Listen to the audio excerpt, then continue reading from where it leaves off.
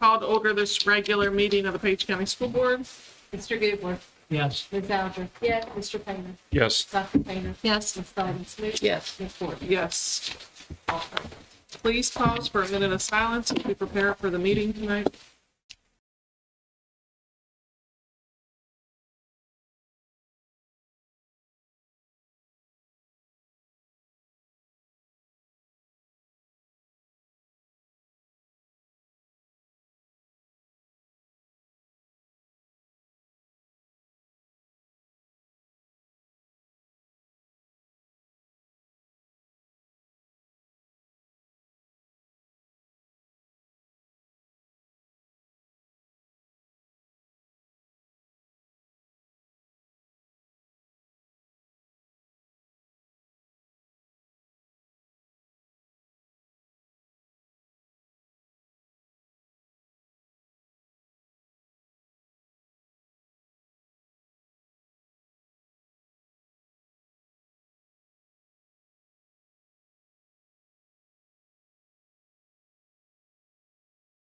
And for the Pledge of Allegiance.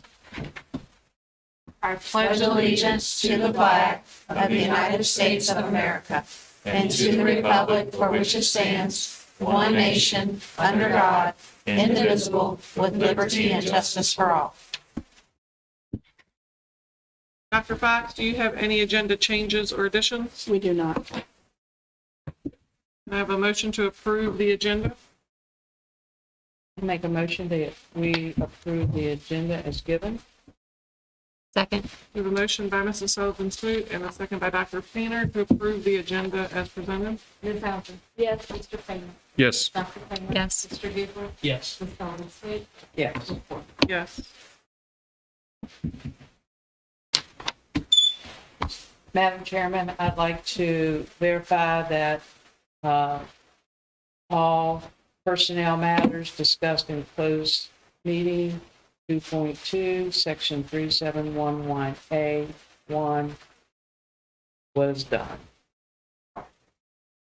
We have a motion by Mrs. Sullivan Smoot and a second by Dr. Painter to certify personnel matters discussed in closed meeting. Mr. Painter. Yes. Dr. Painter. Yes. Mr. Goodwin. Yes. Ms. Alger. Yes. Yes. Ms. Sullivan Smith. Yes. Ms. Ford. Yes. Do we have any no citizen comments? Can I have a motion to approve the consent agenda? I'll make a motion to approve the consent agenda.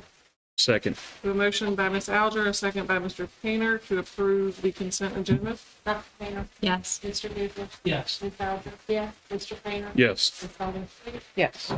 Yes. The February minutes are posted for review. And do we have a student representative update? We do. Jackson and Marta have an update for us tonight. Great. And here, you stay there. Stay there in front of the mic. microphone. So we conducted a technology survey that we distributed through Google Forms, and we had students take it during advisory. And this is out of 90 students, and Page County High School has a population of about 520 students. So the following is just some questions that we included. Do you think the technology is available is sufficient for you to do your schoolwork? And about 87% said yes, and 12% said no. Are there enough resources for you to be able to use the technology? And again, the majority said yes. And this one, what is your main concern about the technology? And the two most, the main categories is the internet is slow, either at home or at school, and the technology breaks easily. So for our next one, we had the question if it's an online assignment or paper assignment. Now we had three options, and a majority of the students, over half, chose both, with 30% choosing paper and 18.9% choosing online. And then we did, do you think that there should be a way to request a site to be unblocked for academic purposes? And a majority said yes.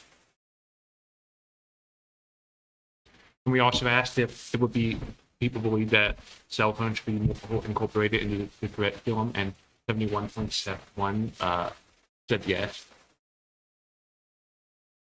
And then we asked if a student enjoys using Schoology, and 72.2 said yes. And we also wanted to see how the students felt that their teachers were using the curriculum through technology. So a majority of the students chose 3 at like a midway point. And, the second was the 4, and 11.1 chose 5. And after having to filter out some comment, the comment we found best was that it varies from teacher to teacher, and that in some curriculum did not integrate it well. Too many websites are blocked.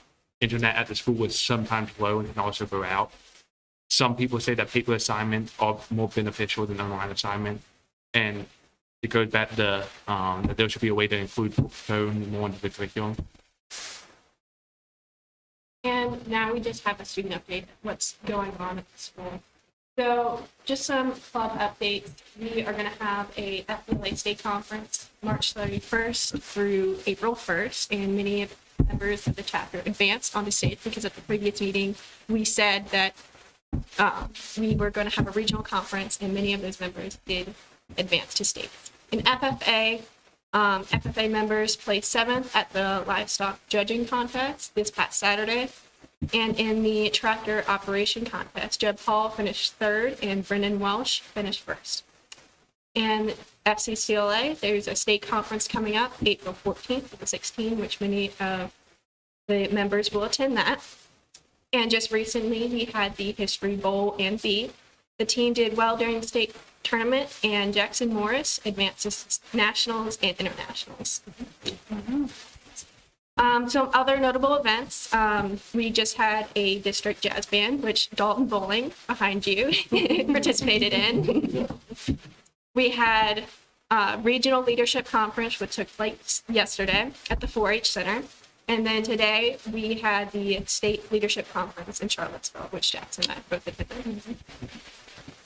So we also wanted to do some sport update. So our soccer team has 3 games that they have played this evening. Now the JV girls team has already played Mountain View Christian Academy, and the varsity boys and girls are probably currently playing against Rappahannock. Our baseball team, the JV boys, won 6-5 on Tuesday. Our varsity won 10-0 on Tuesday, and they're playing Rat tonight. Our softball team won 24-0 on Tuesday, and they're playing Rat tonight. And on track, as of right now, our scrimmage was last Thursday, and as of right now, our first official meet invitational is tomorrow at Bar and Weber. And tennis played at 5 o'clock this evening versus Mountain View, and we don't have results yet. I'm going to guess the softball team's going to win. They're making it look like football.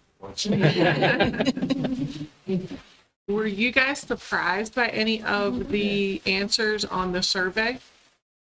I think I was most surprised, like, how many students enjoyed paper.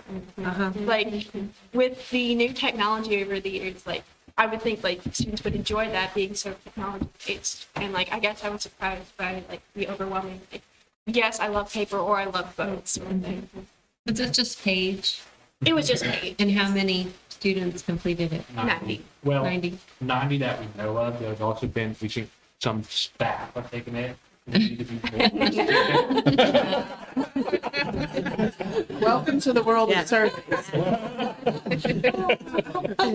we need to keep everybody's privacy in mind.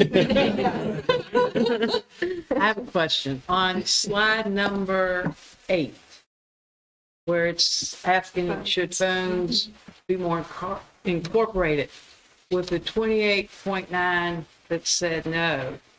And I know you don't really have a way of knowing this, but is that because maybe they don't have phones?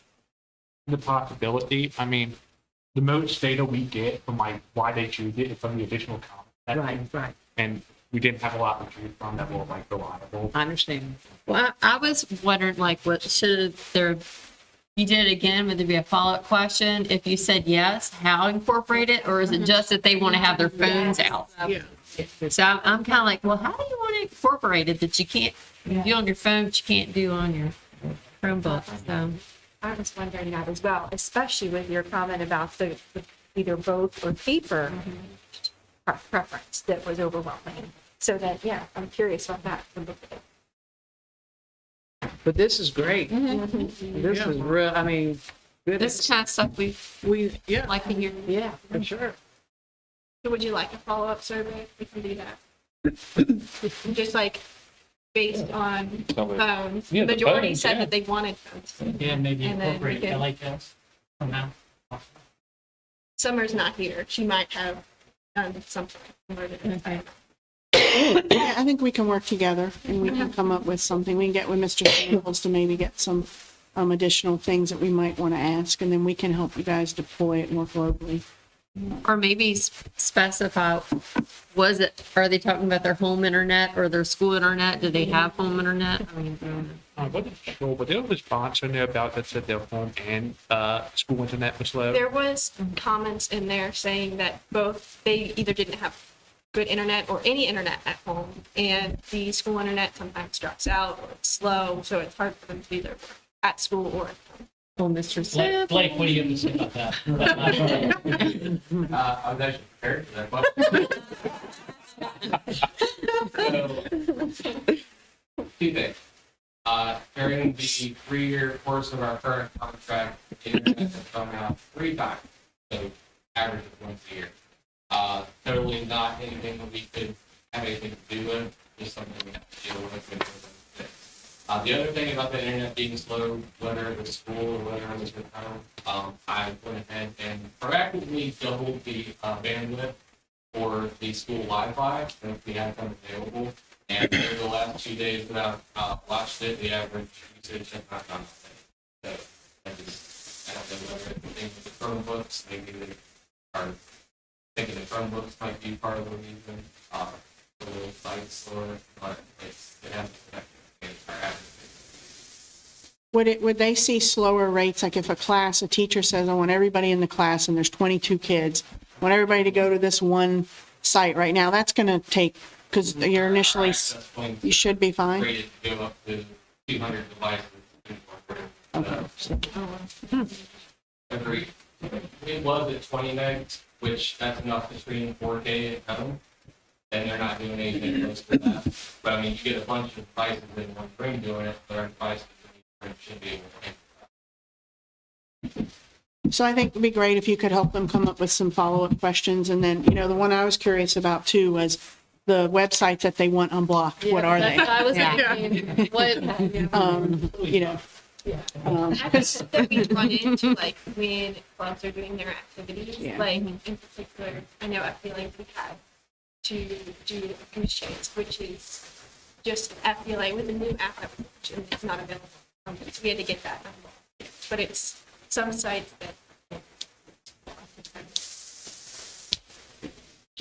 That was well done. That was great. Yeah. Good visuals. Yep, good job. Yep. Thank you. Good job. Ms. Jeffries? Good evening, ladies and gentlemen of the board. I come before you tonight with 2 separate proposals that I would like to be able to read. The first one is for produce RFP, going to be similar to the times before. We're just, again, just a refresher. Our goal with this is to hopefully be able to procure more local produce in addition to our produce that we receive from the I also have presented the software RFP. The last time we released one of these was in 2019. We did enact a new software system in November of 2019. We used it for 4 months. Then we had COVID and we have not resumed using it regularly. Our pricing on that last RFP expired, so our premium has gone up significantly. But I'd like to just see what's available, what's needed out in the world. We need to do training on it again anyway, so just take advantage of the pricing and some updated software. So how do people know about these, like the fresh produce RFP and stuff? Like how do you let people know? So all of my RFPs, when I release them, will go on to some of the union parts. Additionally, I work with the County Economic Development Office. I have connections with the Division of Soccer and Extension, Division of Department of Agriculture Services. I attend multiple farm to school events each year, and so I just put out a farm to fork event. Fair. So it's word of mouth and connections, and so I gather, people's business cards, so I will release it on either site, but then I will follow up and individually email all of my contacts that I've gathered to say, hey, it's out there. And, last year we were lucky to see some superior with medical for us, to Sallyman's office previously. So if you have additional suggestions, my goal is more local products in our school, so I will take any suggestions that have to get the word out. I'm just curious. It sounds like you've exhausted what you can do. I think a lot of times our local producers are scared because they look at this and they say, oh, she wants to get taken up. And we're 500 pounds of tomatoes. I'm never going to be 500 tomatoes. But what I try to, when I'm speaking with people, is say, if you have 25 pounds, I'll take your 25 pounds because I can take 50 pounds from somebody else, 10 pounds from somebody else, and then I can supplement produce that's not local.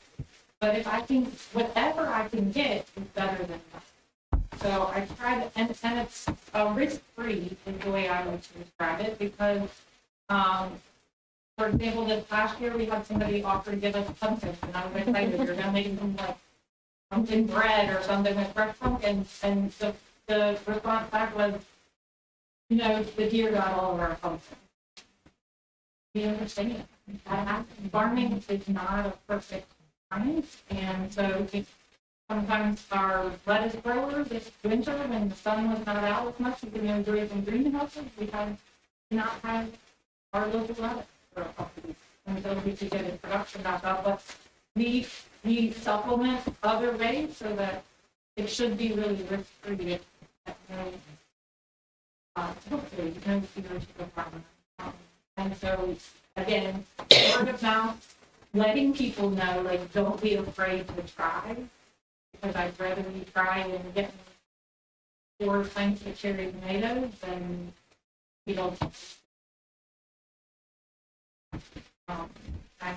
I know that normally I would not speak, but the feedback that we get from the students on the local produce, whether it's the local apples or the local salads, is hands down, they know that it, and they knew the 2 weeks when we didn't have our regular salad. They were saying that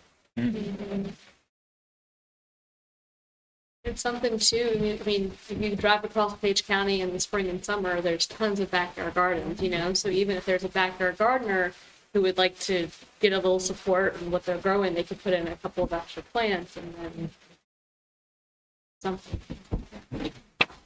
I can connect you to with the Page Farmers Association. It might be a good. I've spoken at a couple of events we've been at. Yeah. We gotta get more produce in our county. Yeah. Thank you. Instructional materials regulations? Okay, so I have quite a bit for you tonight. I put a folder there at your spot and to help myself even, it's organized and color-coded to help follow along. So the first of those there is policy IFAC and a regulation to go along with that. So policy IFAC is currently in place. It's a promotion retention policy. You can see the red line version here.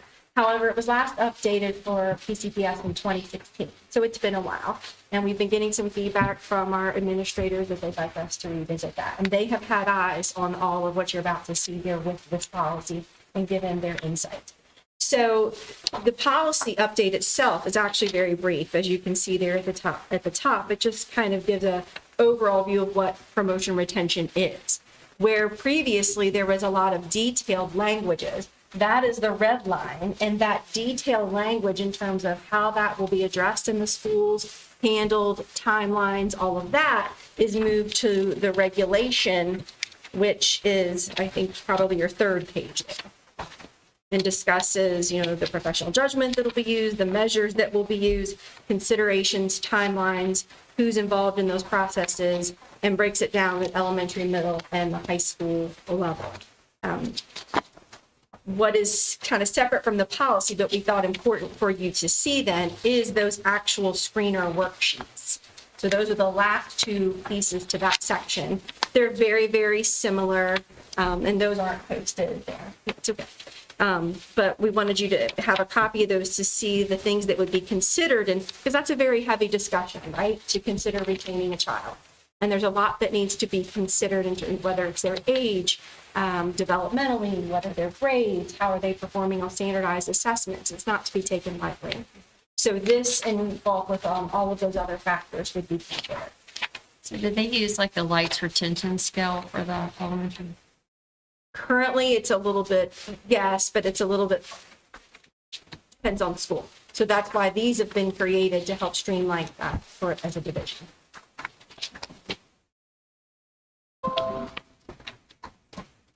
Okay, the next policy, the orange one, is IIAR. This, I printed in your packet the actual policy. You had approved this right before the holidays, if you recall, because the policy itself was one that had changed to include the sexually explicit materials language. What we were then tasked with is to come up with a regulation to outline how those materials would be identified and made known to staff, and how we would handle those should they arise. So the second page in that section is that draft regulation. That is all completely new. And it describes how we'll go about collaborating with schools to determine those materials and so forth. And if there is something present and it's something that the principal and the teacher together say, yeah, but we really need this item to provide instruction on this particular topic, then the letter, which is this last piece in that section, is just a template that the teacher could use to explain to the parents, here's the material, here's where it meets these definitions, here's when I would like to use it. You as a parent have a right to review it X number of days before its use, and then asks for their permission for their child to use it, or for them to request something else in its place. So that's what that piece represents. The third one, the yellow one, is another regulation add-on. So policy IIAA is our textbook selection and adoption. That we're not asking for change there. The second page to that is the draft regulation, which again, just these practices have been in place. They just haven't necessarily been written out to this formality to have it. So how we would go about establishing a committee to review a variety of textbooks before an adoption, and what that procedure would look like.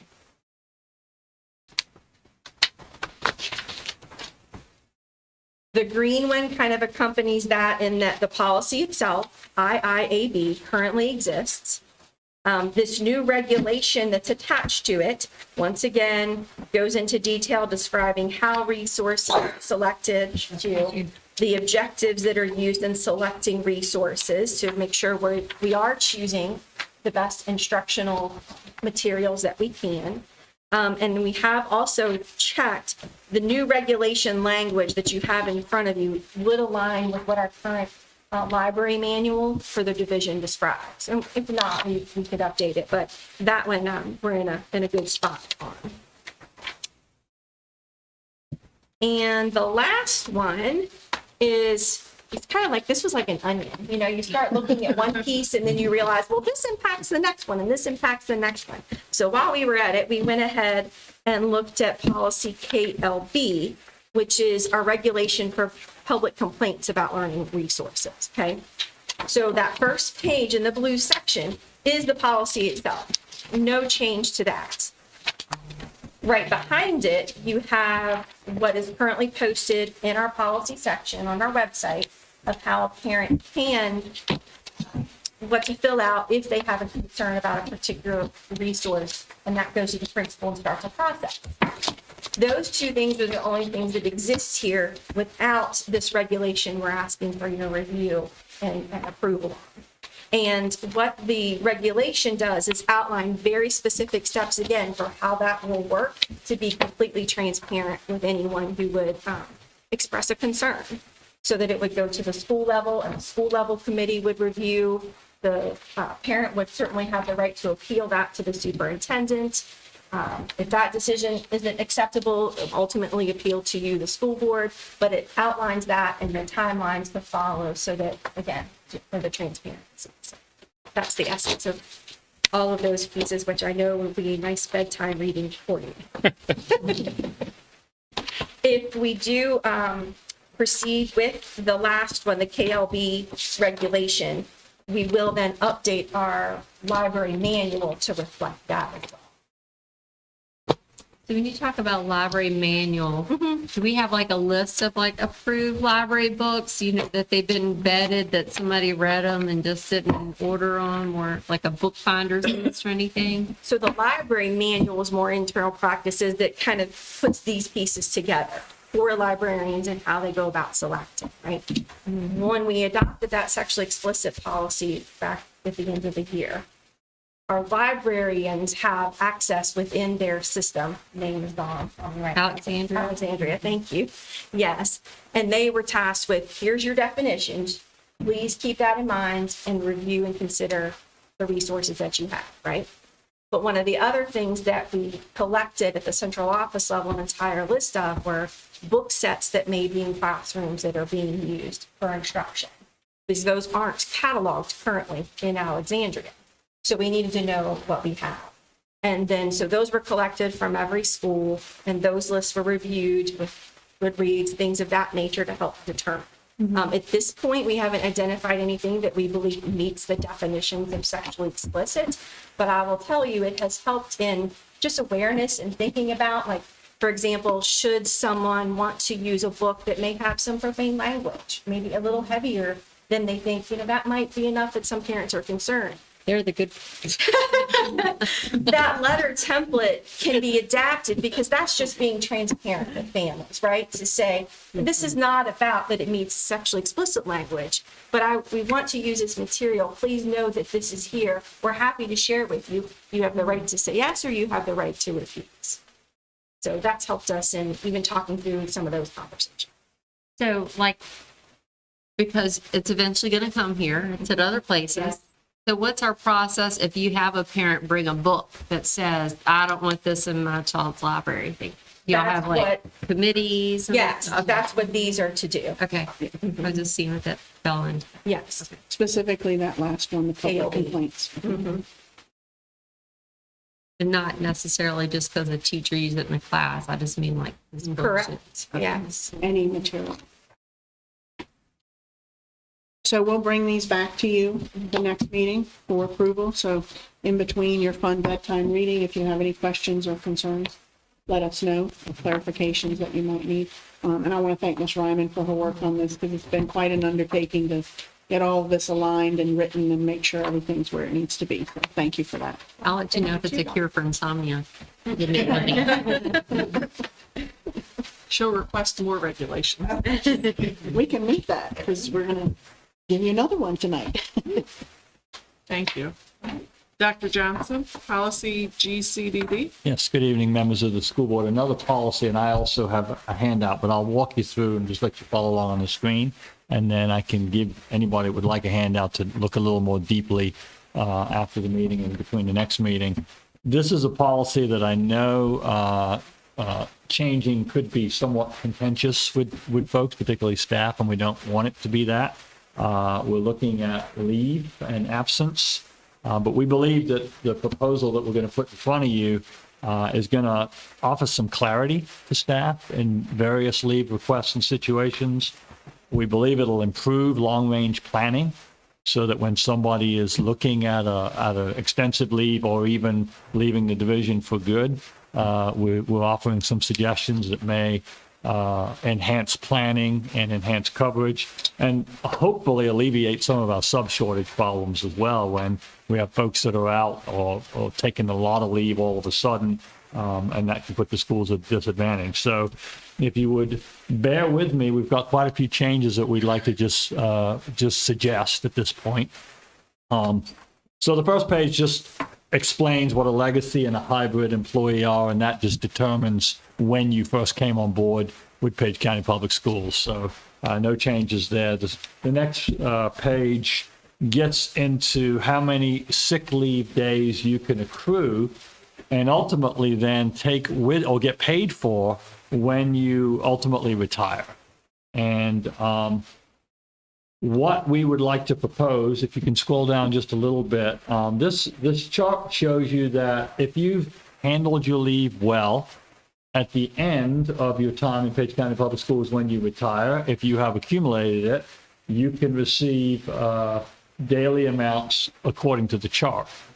What we find quite often is folks sometimes will just take both their vacation and their sick leave and just begin to really burn through it in that last 6 months or that last 8 months. And we understand it. It's in no ways a criticism, but what it can do is really put the school at a disadvantage when all of a sudden the teacher, the staff member, whoever, is using up 20, 30, 40 days, whatever they might have accrued because they feel like it may be better use of their time than taking the payment. So the first little caveat here in red is that this incentive plan is that it incentivizes you to come to work over the years, but to be eligible to get this at the end of your time, we are suggesting that in the final year that you not use any more than the annual allotment you're given. So if you're a 10-month teacher, you're afforded 10 days in a year sick leave. You're an 11-month employee, you're afforded 11 sick leave days, and if you're a 12-month employee, you're afforded 12. So we are suggesting that in that final year, that you not exceed that allotment. And if you do that, then you're certainly eligible for the incentive to get the financial reimbursement at the end of it all. This isn't to say that somebody could not use more than that in the year before or 2 years before. So what we're encouraging is long-range planning, not just 6 months before you leave, just to say, I'm going and I'm going to use all of this leave. Take off every Thursday, Friday. Exactly. If you could scroll down, also what we are finding with leave is we currently have a policy that says if you exceed 3 consecutive working days, then you are to get a physician statement. If you take up to 3 days, we trust you, you're ill, obviously, and you can turn in sick leave. But if it gets to 4 and beyond consecutively, we want a physician statement. Sometimes what we see is a little creative use of leave there, where we'll see someone take 2 sick days and then a vacation day or a personal leave day, or they can come into work and then they take 2 more days and they can come into work. And it's another way to use an excessive amount of leave without having to show that you really are ill. Because ultimately, sick leave is designed to assist our employees when they're ill. And so these 2 bullets are really geared to trying to get faculty and staff to use sick leave properly. So we're saying that anytime 2 consecutive days are used immediately prior to or following the use of annual leave, you would need to get us a physician's note. Yes, ma'am. On the personal days, does someone have to approve those? Yeah, it's all submitted through our Talent Ed program electronically, and then it has a workflow. Supervisor approves, and then it comes up to central office. Yeah. But this is geared, again, we're saying that the system of I'm going to use 2 sick, then 1 vacation, and 2 more sick, then a vacation, and all of a sudden I've missed 6, 8, 10 days and never had to give a physician's note. And so I was really able to put some leave together here. Now we're saying if you have several days like that in a row and you slide in annual leave or that kind of thing, we're going to ask for a physician's note. If 4 out of 5 days you've turned in sick leave, we're going to assume you're sick. We're going to ask you to get a physician's note. The second bullet is a similar mechanism for a 2-week window. If somebody took 2 sick leave, worked a day, 2 sick leave, worked a day, if you stretch that out to 2 straight weeks, that would be the same. They'd be taking 6 sick days in a 2-week period. And we're really trying to eliminate some of the use of sick leave for other reasons other than sick. And to say, we need you to work with us. Our students are at the heart of this. We need qualified employees in the buildings. If you can now, Ms. Breeden-Wallace, take me to bereavement leave. This is new. Oftentimes when there's a death in the immediate family, folks are just not quite sure how to handle it. And they'll go to their administrator and say, can I travel? Can I have the day to attend the funeral, that sort of thing. This really clears that up and says, absolutely. If there's a death of a immediate family member and it's defined, that hasn't changed. This policy already defines who qualifies as immediate family. This says, sure, we understand that. We understand that might happen more times in a year than you just never know.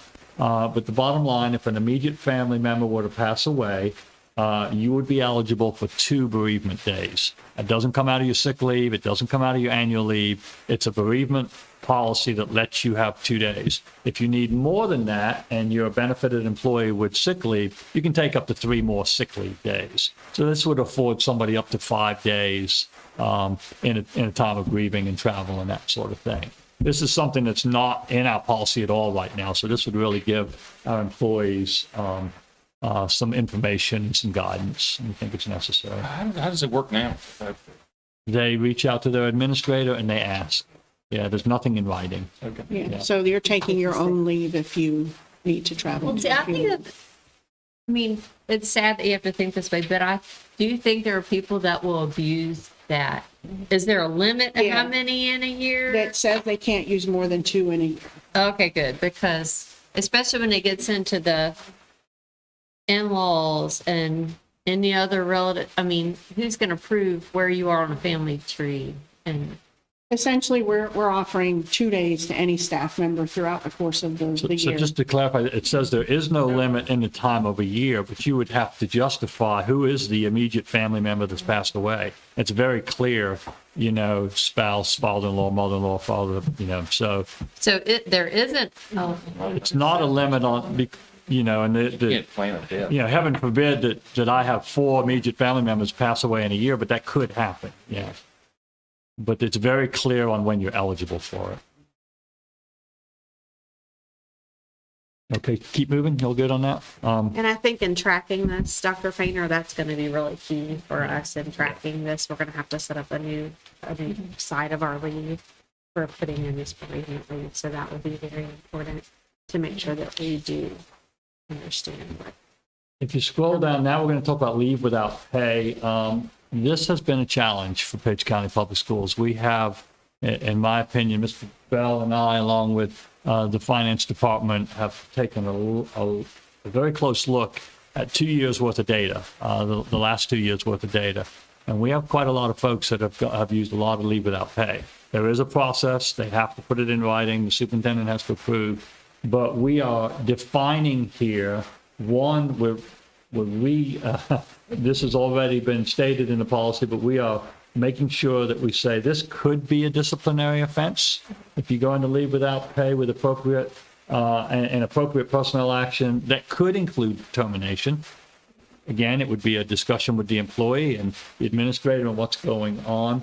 But we've also defined it. What is excessive? And so that last sentence, you can see that we would say excessive leave with pay is 5 or more days in 1 year or 10 or more days in a consecutive 2-year period. So again, life can happen. And I can tell you stories of folks that have gone into leave without pay. It's absolutely legitimate. They didn't have the leave they needed. Life happened. So it's not to be critical, but it's to say, as Patty just said, we're tracking. We have policy. We're trying to be clear. We're trying to be fair. And just offer clarity on these kinds of things. If we roll now to, this one ties to the calendar. Columbus Day, Martin Luther King Jr., and President's Day have been added in the calendar in the last couple of years, but they're not listed in this list. And so the suggestion would be to go ahead and put those in the list so that staff know. So do y'all do the Juneteenth? We don't. We haven't put that one on yet. I think we can certainly bring that back for consideration. It is a state holiday, but we don't acknowledge all state holidays, so. Another scenario that happens quite often with leave, if we can scroll down, is using leave before and after holidays.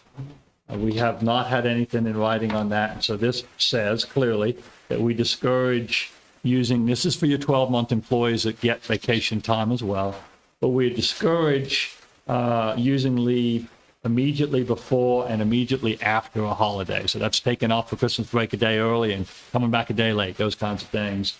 And it clearly says here, if you're going to use personal day or days, then we give some criteria and some guidance to say, okay, because sometimes again life happens. You've got an airline that you can't change, or occasionally things like that do happen. So we give some guidance on how do you go about doing that. Unusual or rare circumstances, you need to be able to define that. You need to let your immediate supervisor know what is the reason if you're asking to do it. We reserve the right, number two, we reserve the right for to say no. If we don't have enough subs, then the principal or the supervisor has the right to look at the request and say, love to support you, but we can't. We're asking for at least 20 working days notice. If you're asking to take leave right before break or right after break, we'll figure that's a planning example, and you ought to be able to tell us in plenty of time so that, again, we can cover the schools. And then who? And this number 4 really gets in, and we looked at some neighboring division policy and found some good stuff that makes a lot of sense. If I've got too many asking out and I need to say who's yes, who's no, we talk about seniority, we talk about rotations, we talk about if you get seniority this year, when are you next eligible, so that the person with the most tenure doesn't win that tiebreaker every year. It's all included in here. How we handle excess requests or scenarios such as that. But we feel like it really tightens us up a little bit with those sorts of requests. Snow days is the next one, and it goes without saying, that we close at the discretion of the division superintendent or designee when there's inclement weather. What we have put in writing is that, just for clarity's sake, is that 12-month staff, who are the ones typically that work during a snow day sometimes, if the weather's not too bad, that if we say that the office is open, we have staff that live further away outside of Page County, they have to travel. Maybe the weather's a little bit worse where they're at. That's okay. If we're open, then we say you take a personal or vacation day and you don't have to come in. But we're just clarifying it again. Okay, the last one, this one is a little bit to swallow. I'll say that to you. I don't know how else to say it. If you look at the chart, you can see that depending on how long you've been a VRS employee drives, these are 12-month employees that get vacation leave. If you've been in VRS up to 10 years, you earn 15 days a year of vacation leave. If you've been in VRS 11 to 20 days, you earn 20 vacation days. And if you've been 21 or more, you earn 25 days per year. What we see is there's an opportunity to accrue a lot of leave with time. And we have employees, some will carry 30 to 50 days. That makes sense, and I'll explain why in a moment when you leave and a payout.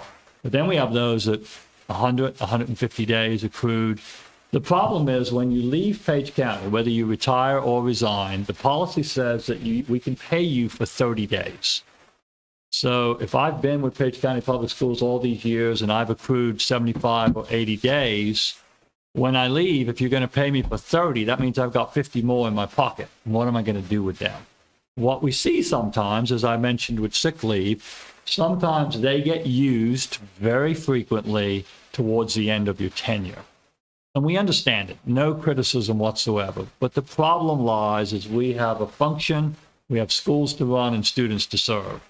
And when our specialists are using 50, 60 days to get down to that 30 so we can pay them for their 30 instead of they lose them, it's a hardship on the school system and the students. So this is a little bit more out of the box thinking. And so just like we said with sick leave, we want you to plan long range.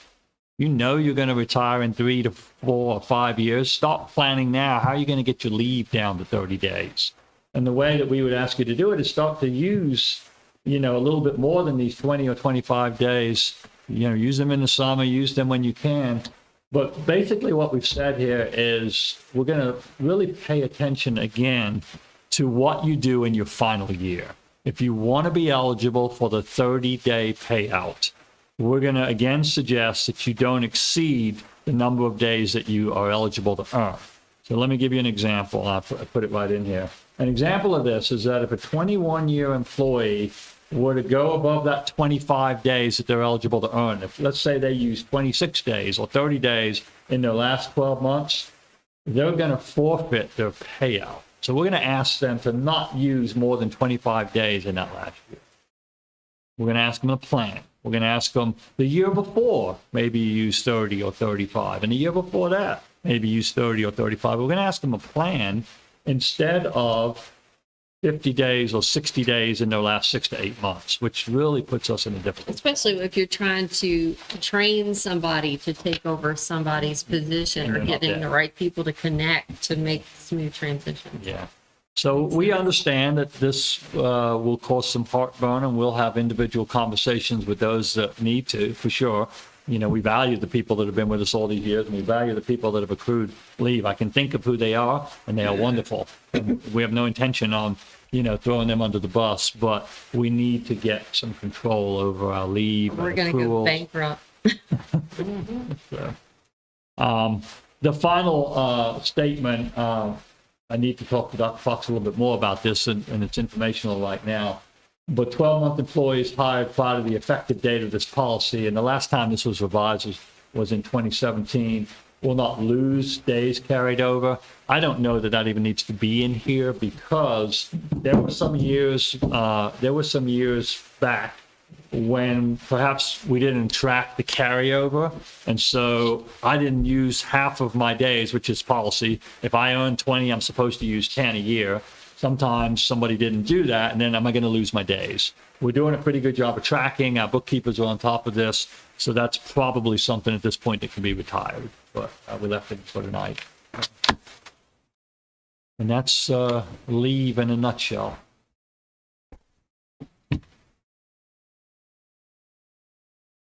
Thank you. Yes, ma'am. My only thing to consider is with the bereavement thing, I'm sorry, is that there's a cap and then you just use your sick days. Did we ask our surrounding counties? I did. We reached out. We can go back and look at that and consider a cap. I'll see. I don't recall what. Because I know Shenandoah County Yeah. uses sick days, Rockingham uses sick days.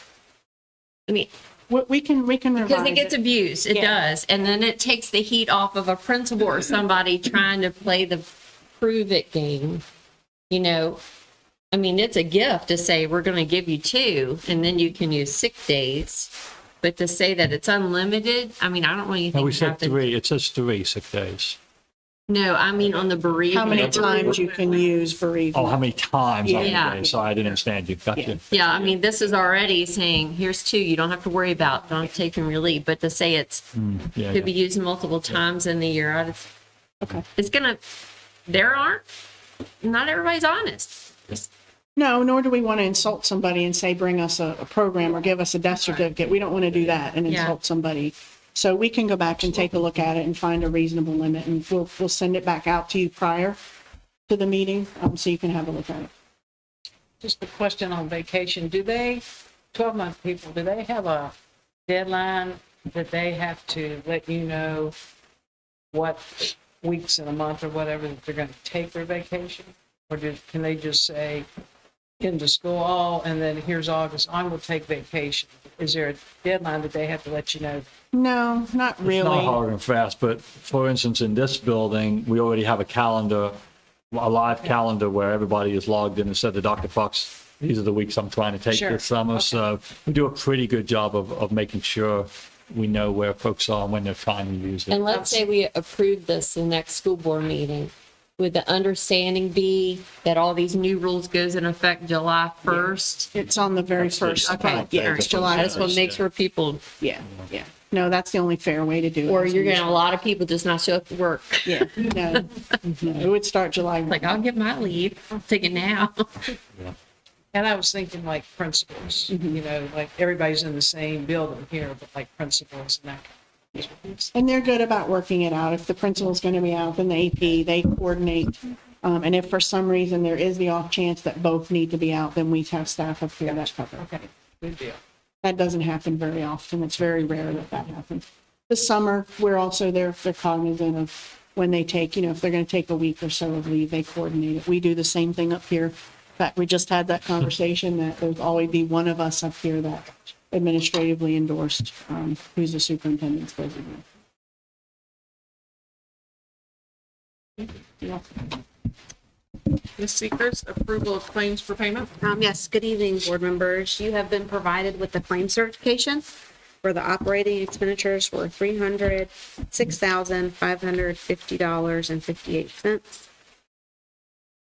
Food service expenditures, $131,375.64. Total expenditures, $437,926.22. Along with that, you've been provided with the list of claims as well as the check registers. If you have any questions, I'll do my best to answer them.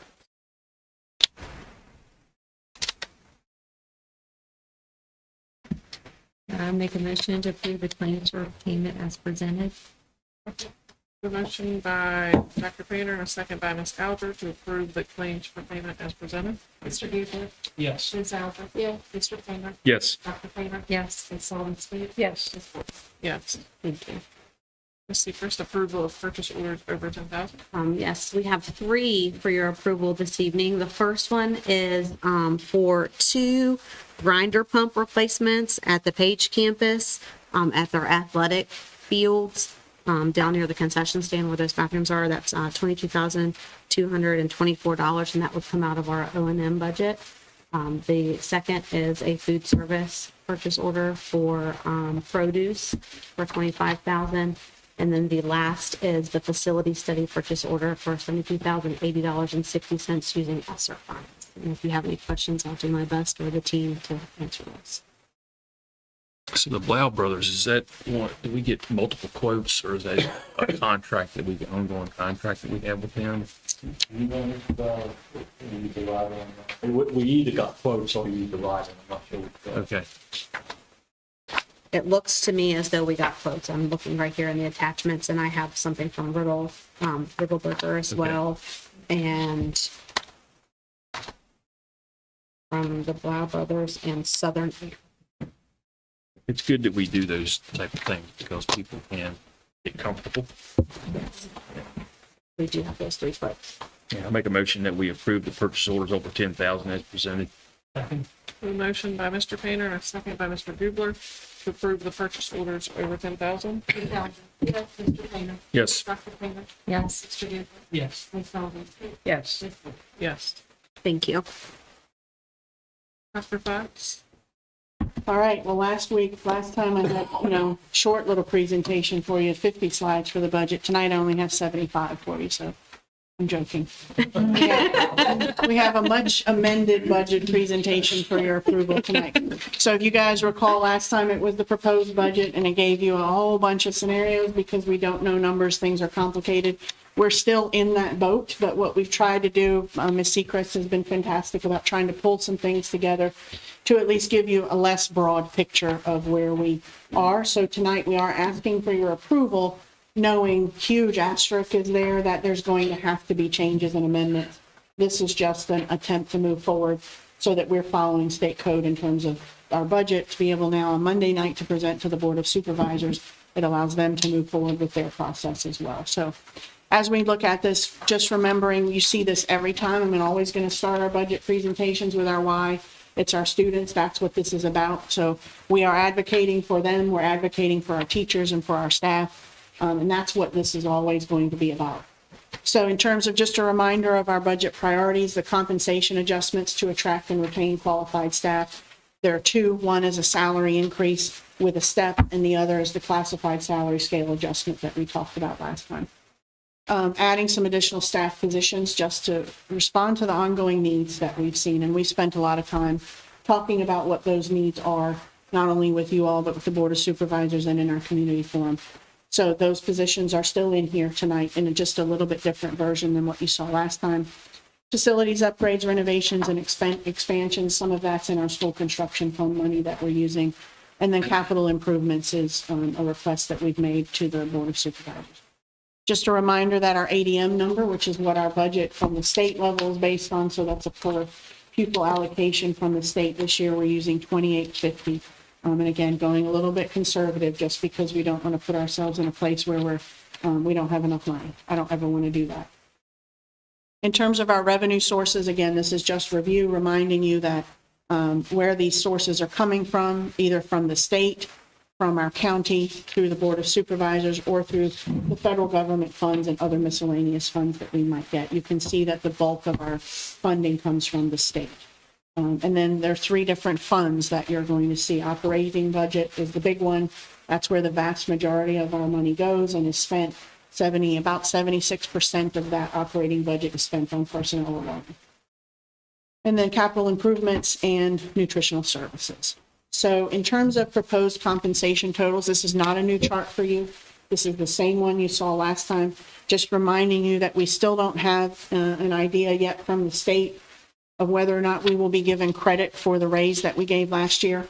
We went 7 and a step, so technically that was 8%. If it's at 12 this year, we would only need to do a 4%, so 3 and a step. Or do we get credit for that and we can do the 3 and a step? So we're waiting.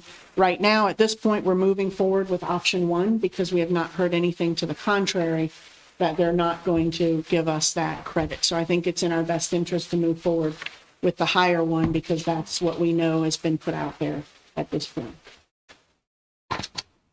Current unknowns, again, this is just a repeat of information. These are things that are not currently in the budget all the way because we just don't really know where they're going to land. We do have the bonus in there, but it's just an estimate of where we were this year. We don't know what state allocations are there. So potentially the reading specialist, the retention bonus, the calculation tool error, which we're hoping that they'll rectify, which will hold us harmless.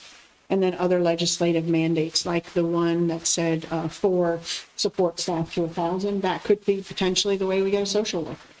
So I'm hoping and being optimistic that the state will come through on some of those things and it might be able to give us some other things that we desperately need that wouldn't require a local contribution. So the next slide just talks, this is just a little bit different version for you in terms of a possible local contribution. So if you recall last time, we had all those different scenarios for you. So we sort of narrowed that down a little bit. You see the compensation increases there with the 6% in the step, the classified scale adjustment, no change to that. That's adding additional money to each of those steps for your classified staff. The early childhood teacher and the assistant is there because that really is a necessity. We don't really have an option with that. We don't get local funding or state funding for that. We're going to have to figure out a way with current budget money to make that work. And then staffing needs. So we took that consideration number 3 that we presented to you using the administrative intern or the teacher in residence. So that would be the pseudo sort of quasi-administrative position rather than the attendance clerk. So that's in there for you with half of those positions being the new ones, and I'll show you those in just a second, and then half being from those grant-funded positions that we currently have people sitting in those positions. So it would be a mix of those two things, and that was that third scenario consideration that we provided. And then the health insurance increase is kind of a non-negotiable. We need to have health insurance for our staff, and so that's coming in at about that 9.9%. So that in total gives you a total cost of about $4.2 million if you put all of those things together. Ms. Seacrest managed to figure out what a local contribution would be for just that compensation increase. We were asked that by the Board of Supervisors. We provided them with that information. So if that 7% were to hold from the state, not getting credit for last year, the local contribution towards those raises would have to be $700,000 for that. The others are just holding because they aren't necessarily things that would be required, but things that we would like from our Board of Supervisors. So that puts their total at around 2.9. So it's kind of a mid-range, a little bit mid-range of where we were last time with all those different scenarios. And the next slide just shows you sort of those new positions that we talked about. These are the ones that are included in this particular scenario. So basically all that's been removed from that right now is the behavior support program teacher and aide and the cafeteria monitors. So that's a total of about $178,000. So it leaves in those other positions. It includes those 7 grant positions, and then the data system specialist is included in there. So that's what's giving you that total on the previous page. Now, again, the asterisks are there. You know, we know that we may not get all of these positions, but again, what we're trying to do is just share what the needs are, how extensive those needs are, and then advocate for teachers who have asked and staff who have asked for some things like timeout rooms in the schools to help with different behaviors, or a K-5 all-day program, so that we have other options for students. So that's why that list is so exhaustive. And again, when we share information with the Board of Supervisors on Monday, we'll share that we know that's an exhaustive list, but we want them to just see what the needs are. And then we go from there. Once we know what the state's going to contribute, we can coordinate with them to say what else can we include over and above what the state says. So the next slide just shows you some possible local funding scenarios. And this goes back to that one chart where we showed you if the House amendments go through or the Senate amendments go through. So this just takes that previous possible local contributions and now just really scales it back to tell you what the difference would be if those amendments went through as they're posted right now. We know they're not going to go through as they're posted right now, but it at least gives you an idea of what those scenarios look like. So if the governor's amended budget would be the only thing that happened, then the difference that we would be asking for from the Board of Supervisors could potentially be somewhere in the range of 2.5 million. If the House amendments go through, again, about 2.4 million, and if the Senate amendments go through, about 1.3 million. So again, the bottom line in the red there is probably the most critical point. Again, all of this is just an estimate based on the information that's been published this far. I think we all recognize and know that the Board of Supervisors may not have $2.5 million to send our way. But again, we just want to make them aware of the needs that we have, and then we work from there. Any questions about that? Something wrong? No, what was our local funding last year? Local fund last year was, Where's that? is it on the next one? Oh, this one. So yeah, for last year was the 10 million, almost 11. Also, this is 10, the difference, so we're really asking Yeah. for, We've got that on another slide for you. Yeah. What the increase tax will make the total next year. we're just a little bit ahead of it. Bless you. So this is just taking that information and sort of outlining it. We do this for you every year in terms of, so you can see those different funds and what they look like. So in terms of your Fund 1, which is your bigger, larger one, operating, what you would get from potentially from the state, from the federal, from other, and then that local funding is there. So last year, it was about 11 million all in told final, and then we would potentially be requesting 2.9. So just an estimate, again, of where we are based on where things stand. So that would put all revenues, if all of that held, and then our Fund 2, that 1.8 is that school improvement grant, school construction money that was given to the state. We have 2 years to spend that. And then the federal is some of your grants that are left over. Food Fund, Fund 5 is your food services. So put all of that together and you're looking at a potential total revenues of about $49 million. Does that make sense? Did that answer your question on that slide Yeah. there, what our ask would be? Yep. So then estimated total FY24 budget, if you put all of that together, And you look at, right now, the Board of Supervisors, based on their initial proposal, this past week, is just holding us level with FY '23. And that's just where they are with their proposal. Our hope, obviously, is that we go above being level funded. But that will show you the differences there in terms of capital improvement. The differences there, food service, and all in total. If things were to remain where they are right now, you're looking at about an $88,000 difference. How their revenues looking? You know? I would have to go back and look. I don't recall. I didn't bring their presentation with me. Yeah, we both watched on Yeah. Monday night, and we do have a copy of their presentation. They are, I think, right now, because of federal funds, revenues are still looking okay. I think once all of our ESSER, ARPA money is depleted, school division and county, that might be a different scenario for them. They had a lot of what ifs and question marks in their presentation as well on Monday night, because they're in the same boat. And our 7 positions that are grant funding, they have what, a year left? Yeah.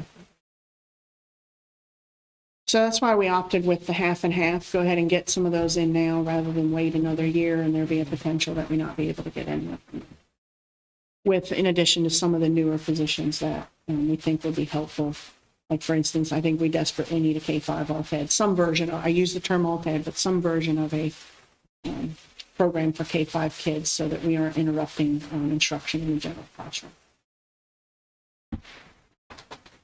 So in terms of next, did you have a question? In terms of next steps, this again is a repeat of information you've seen before, with the exception, I will say, that we did get notice this week that the meeting on Monday night where we'll present to the Board of Supervisors, that has been moved to 5:30 instead of 7. So if any of you are able to join us, we'd love to see you there. But it's at 5:30 instead of 7. And then the rest of the schedules, nothing's changed there in terms of the process for you all. The next step will be, we'll come back and you'll have to adopt a budget. So you're going to approve this version tonight, knowing it's going to have amendments. It may be the same one that we bring to you for the adoption, knowing it'll have amendments. I don't know. My hope is by the time we come back for that process, we'll have more information from the state and be able to really have some solid numbers so that when you adopt, it's much, much closer to what it should be. Anything you want to add? Give it all the high points.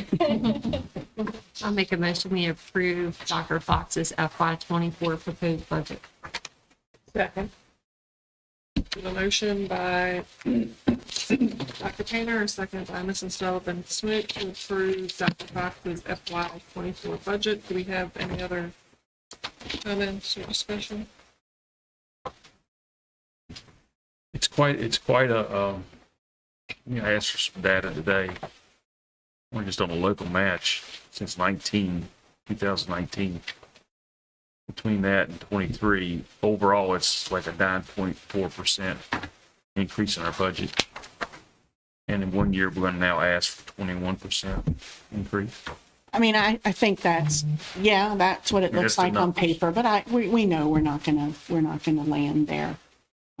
I don't think that's feasible to imagine that. I mean, it would be great, wonderful, but I just don't know that we're gonna land there. But again, it was just about presenting what the needs are. You know, normally we would have done this with the scope of knowing what the state would give us, and that give us a way to scale what we would then want to ask from the Board of Supervisors. But because you don't have that to even begin to scale, your option is either to present nothing mid, or you present sort of what we've done just to show everything. Again, trying to just be transparent and not hide anything. This is where we are and what we need, and then we work with them as we get more definitive numbers. I'm going to defend this and say, your insurance went up, salaries have to go up. This is the 4th year in a row I've heard poor Blake trying to get a little help, that every year it just gets shut down because we keep asking and we don't get it. So, I mean, there's things that we need that other school divisions have, and we're just still making do with what we have. And it's not helping kids. Thank you. So, I mean, we can have those conversations in the library about, and they act like they care. It's like, Let's put the mixer in a bowl and make it happen. I mean, To the point though, the 5 years that I referenced, that's anemic. 9.4 over 5 years. That's an anemic. they were asking for a transfusion. Yeah, definitely a transfusion. But I think, if I may, I think what we're asking for are things that are needed. We're not asking for rose bushes and rainbows and colored cupcakes. We're asking for things that I think really are, and the majority of those things are at the school level. They are things that are going to be facilitated to help teachers and principals and students at the school level. So, I think we can digest it all day, and there'll be other people that say, well, I think this should have been on the list, but that list is 90 miles wide. We talked to you about the requests from the schools. That list has to be consolidated down to something reasonable. This is as reasonable as we can go right now because we believe all of those positions are necessary. I would argue with you the cafeteria monitors are necessary. But in order to scale this back somewhat, to not be so totally offensive, we took that down for now. But should funds become available, that might be something we could bring back or find another way to be creative to provide that resource to schools. Because that's an important time. Right now, instructional aides are being used to cover sometimes. Teachers are sometimes covering that. That puts them back to do the instructional work that they need to be doing. So that's an important thing. And I think that they need to understand a little bit too, like with your titles. They can give us preliminaries all day in January that you build your budget off of. But come September, when the final thing comes and you're like, oh, I didn't get 300,000 we thought we were getting, then you have to scramble and there's no. And I don't want to be in a position where come, late May or early June, we're scrambling to explain to the Board of Supervisors why we need all these other things and why didn't we put that in the beginning? I'd rather be in the position to coordinate with them to say, let's take this off. You knew about it initially, but let's take it off because it's not doable or the funds just aren't there. So that's been sort of our broader stroke with this. Is very different than how we did it last year, but that's been our broad stroke with it this year, is just to lay it all out there. And then we can work backwards kind of, rather than adding stuff on, which then looks like you should have told us about this in the beginning. We should have known about that request earlier. There's so many things I could say, but I'm not. Thank you, Dr. Painter. Please, Dr. Painter. Not behaving. Mr. Payne. Yes. Dr. Payne. Yes. Mr. Beagle. Yes. Ms. Alger. Yes. Ms. Sullivan Smith. Yes. Ms. Ford. Yes. Thank you guys very much. Board member discussion, please? Well, I would just like to say to all the ones who worked on this budget, you're to be commended. And until you've worked it, I don't care who you are, you don't know what all takes place, what's looked at, and so forth. And again, the amount of information that you have given them during the whole process. And again, I think now they have an understanding that this is everything. But we know, regardless of what happens, we know some of it, whatever amount, is going to come off. It goes back to, okay, we don't maybe have as much revenue coming into the county as other places do. But whatever we have, especially where our students are concerned, we have got to do the best job we can in making sure that our students get the academics, the everything that goes into running a school every day. They need to have the best that we can give. And that's what we do. We prepare them for. And I'm sure everybody kind of realizes that, but again, until you work with it and see, it's a whole different world. So I appreciate, what you have done as far as communications and so forth. And they can't say they didn't know ahead of time.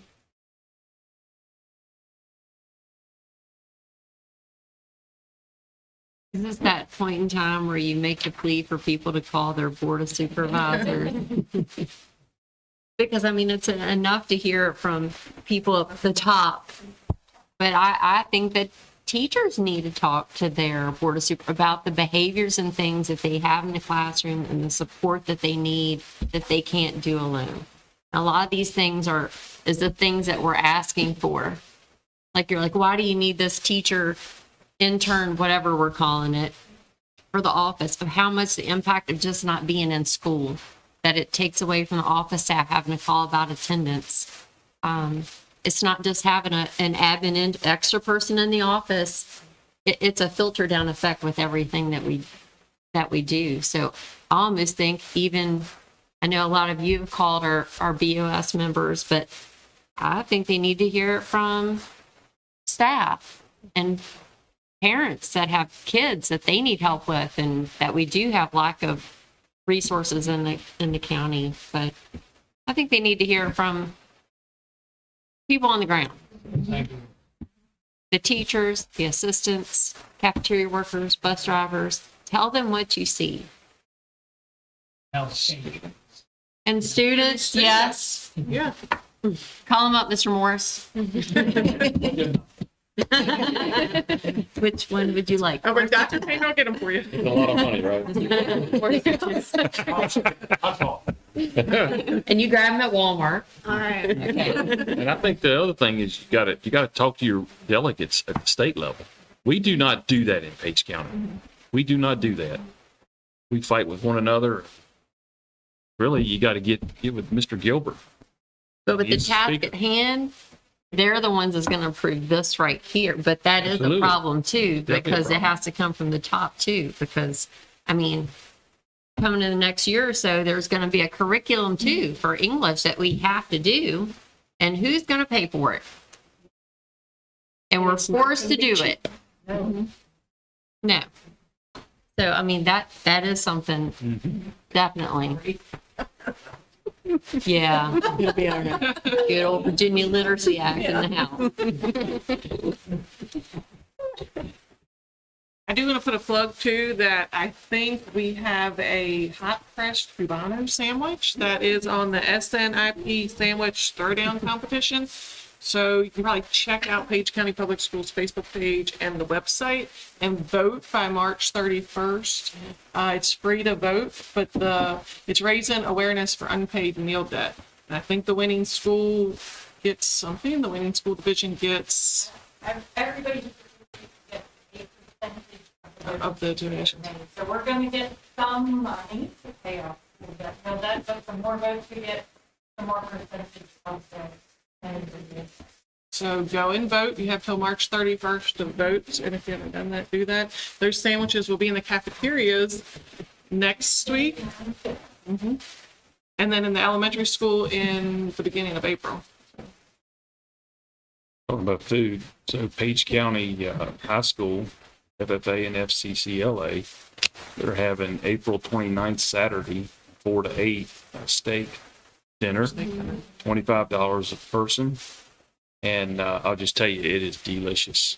It really is. So I encourage everybody to get out there and get their tickets.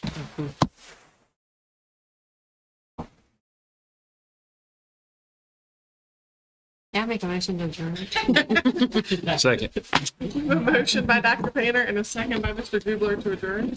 Dr. Painter. Yes. Mr. Dubler. Yes. Ms. Dowd. Yeah. Mr. Painter. Yes. Yes. Yes.